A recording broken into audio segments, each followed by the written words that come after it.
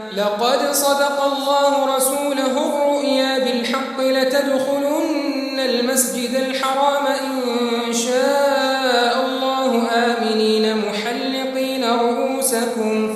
محلقين رؤوسكم ومقصرين لا تخافون فعلم ما لم تعلموا فجعل من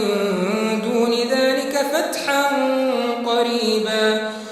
هو الذي أرسل رسوله بالهدى ودين الحق ليظهره على الدين كله وكفى بالله شهيدا.